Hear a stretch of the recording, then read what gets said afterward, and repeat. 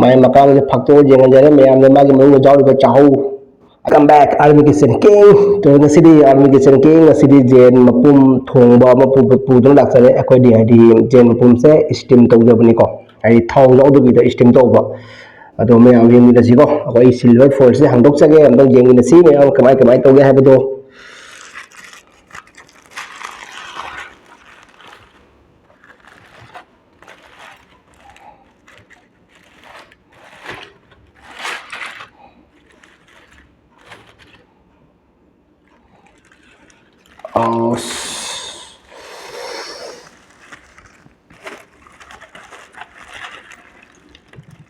oh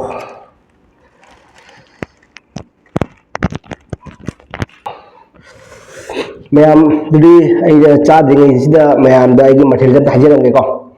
to asida le jare jerum koi dry kangna thongba ko masala koi dry jerum masala egg masala ko ade chigana iromba si jaw dogadi chak do changoi do ko ade jin si chaba jaro do ko iromba jaw dogadi aduna iromba jawle ado mayam jin si kamaina thongna habdo ko asi jin si manung da ne si jin apum si manung da ina koi chahau cheng ni ting ga manung da phunnin jawne ko si manung da chahau cheng jawle si manung da chahau cheng ko mayam wah hehe kamai do mayam ai phaktok chage se mai makang ni phak phaktok ke se mai chahau manung chahau law yeng ubra mayam se mai makang ni phaktok yeng jare mayam na magi manung da jawle chahau ating ba se amun ba se ko mayam asi no nei doi sore do mayam di antang si hipan jarage ko phamung sida ai magi phamung sida hipan jarage magi plate sida hipan jare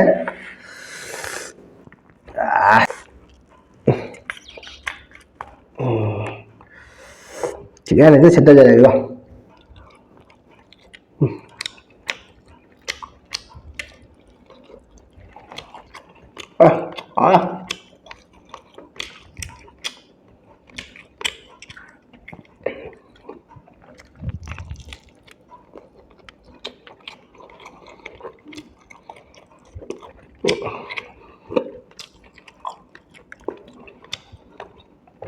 이거 무슨 잡이 하요.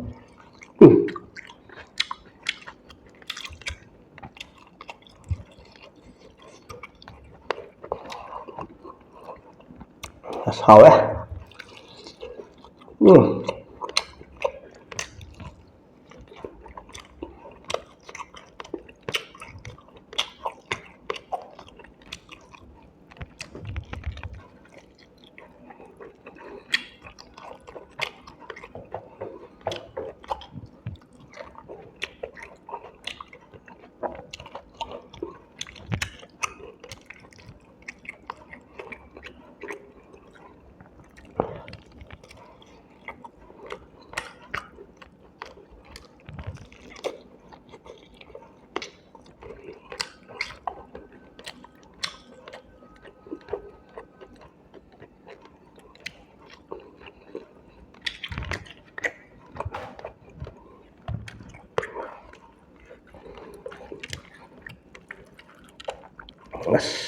Chảo lên bộ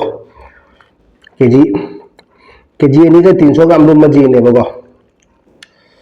mai massage phando ke massage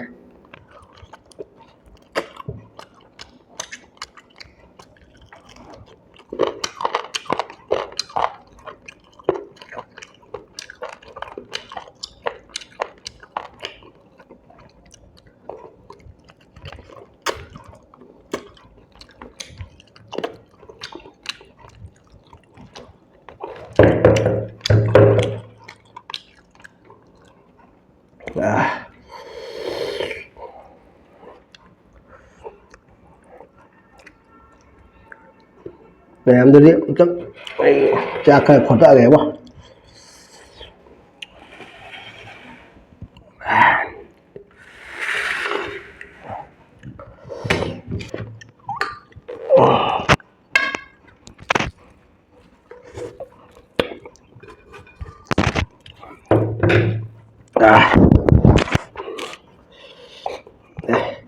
ibu musuh aja lagi Pak jerum suka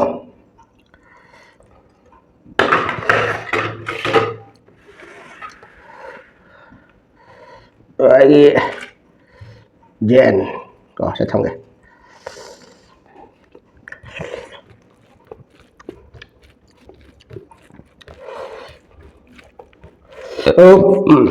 ꯑꯁ ꯊꯛꯒꯦꯗ ꯏꯔꯣꯝꯕ ꯆꯥꯅꯤꯡꯕ ꯂꯣꯏꯔꯦ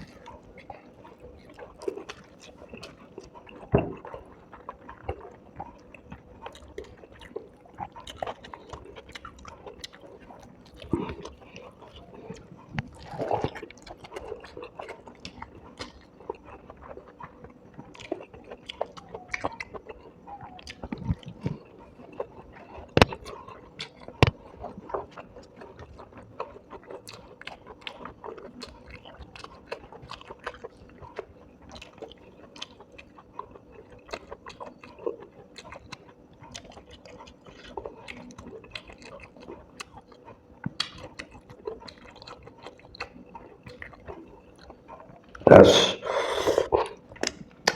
Rồi. Giờ thùng nó rồi.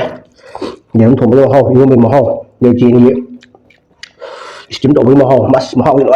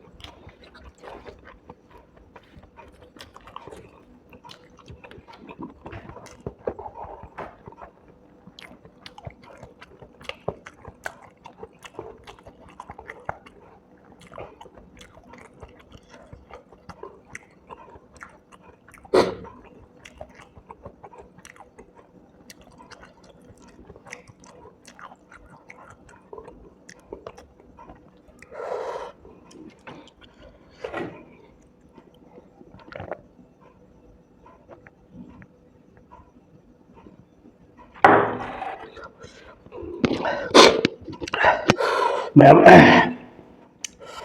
xí chiên thì cái chả bao giờ mà đây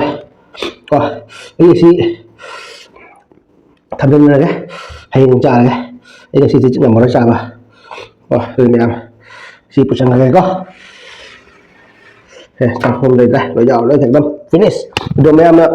Army Kitchen की channel से मुबांग से नुआई भी बता के मैं ये चैनल से लाइक एंड कमेंट सब्सक्राइब करने लो आई तो आर्मी किचन की तरफ से मैं आंबू सेरो जय हिंद और खुलम जरी मैं आप लोगों